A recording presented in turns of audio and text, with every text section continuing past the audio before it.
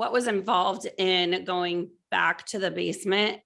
Because I'm assuming there wasn't a lot of room in the basement. You couldn't bring all the new equipment. It wasn't too much space, but we also didn't have too much clients at the moment, like 2 months ago. And also it happened like people from other facilities, they were not very familiar with the first one, with the older one. And the first days were kind of chaotic. They couldn't find, I don't know, the right ingredients or to use the equipment because it's different.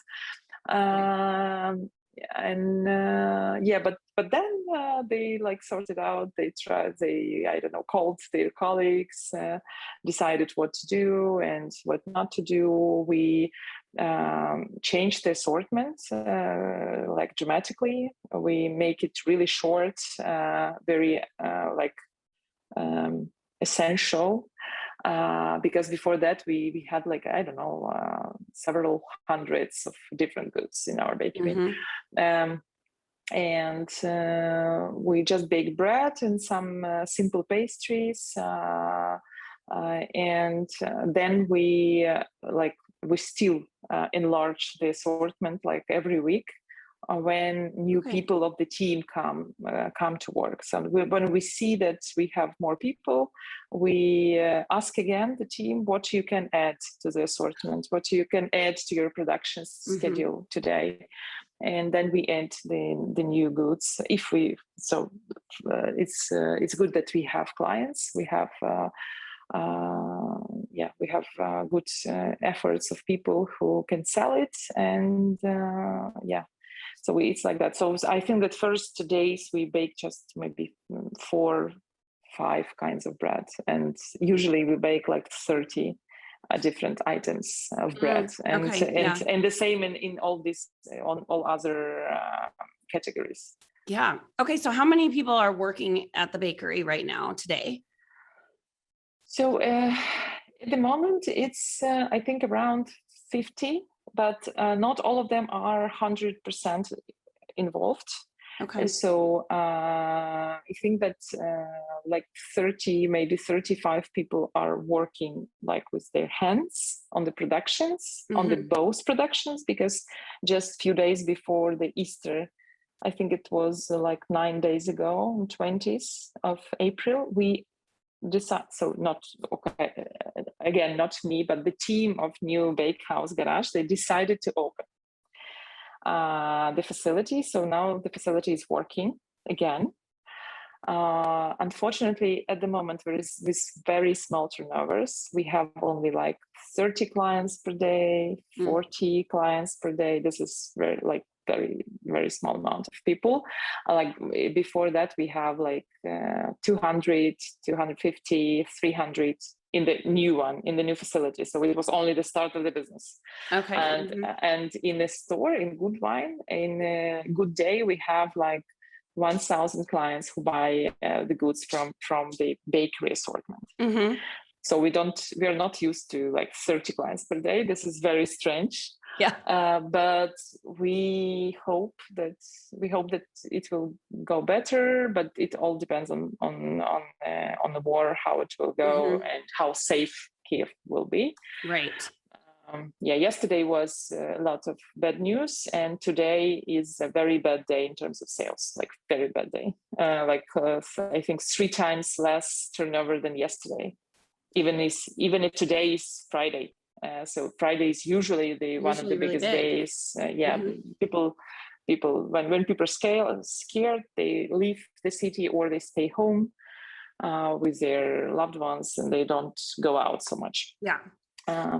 So I wanted to ask you, sort of from a business perspective and from sort of just a culture of being a baker perspective, what's the need for food in Kyiv right now? Like, it's really tough, especially, what happened yesterday, that there was another bomb yesterday, and people are staying in their houses. Are they able to get food? And what is Bakehouse doing? At the moment, so in Kyiv now, at the moment, it's okay with food. The stores, so first, maybe a few weeks of the war, it was worse than now, but then a lot of stores, they started to open. People decided that they need work. So we started to supply goods, and it's okay. But it's very important to understand that a lot of people now, they don't have any income. And also, for example, the elderly, the older people, most of them, so I don't know, in Ukraine, usually, like most of these people, they are, so their children or some other relatives, they help them financially or with food. I don't know, their kids come to them on Saturday with a lot of food from the store and supply them with food. And at the moment, all these young people who worked, some of them left, some of them abroad. A lot of families, they don't have any income. So, for example, the big part of the bread that we bake, now we supply to the restaurants, the free restaurants for elderly. Where people, so it's 6 restaurants owned by, the project is owned by my friend, Alex Cooper, who organized 6 free restaurants for elderly. And they just come there and they have free food, and we supply bread to them. So because a lot of, or for example, the military who are, I don't know, somewhere and they spend there for several days, and our government supply with them with food, but this is like not much and not very good because Ukraine is not so, I don't know, rich country that can supply like immediately. Like we didn't have a big army. And now it enlarged, like in times, like it's much bigger than it was before. So we don't have such a budget to supply them. And in Kyiv and in other cities in Ukraine, all over Ukraine, what we do, that people who volunteer, they supply food to all these people, to hospitals, to military, to vendors of different cities, to refugees, to everyone. So this is what we do always. And so we coordinate with these volunteers to just give bread. And this is what we do in terms of supply. And a lot of other suppliers, we have big factories who produce different kinds of food, who just supply food to these volunteer organizations to feed the people in need, who needs food now. And that is what we do. I think that, I don't know, without volunteers, this war would be a much worse disaster for Ukraine, because I think sometimes we see that almost everything is made by army and volunteers who helps army.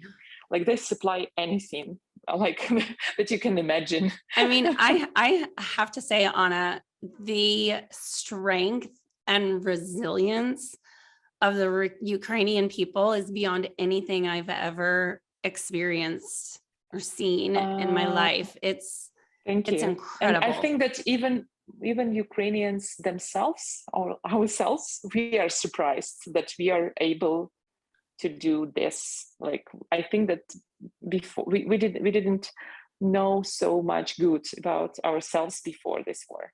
It's everyone now saying that we were not sure that we are such a resilient people and that we are capable of doing what we are doing now. What a lot of American bakers and around the world bakers made is also like, it's unbelievable. When I just had a call that, Anna, let us help you, I was like, I'm not used to ask someone for help. I cannot do this. I don't know. I'm not. This is not my capability. We do all with our hands, and we risk our lives. And unfortunately, lots of lives already lost in Ukraine. But the world help us with supply, with weapons, with money, with their support, and we also appreciate that a lot. And we understand that without this support, we will not. We wouldn't fight so well, and it would be much harder.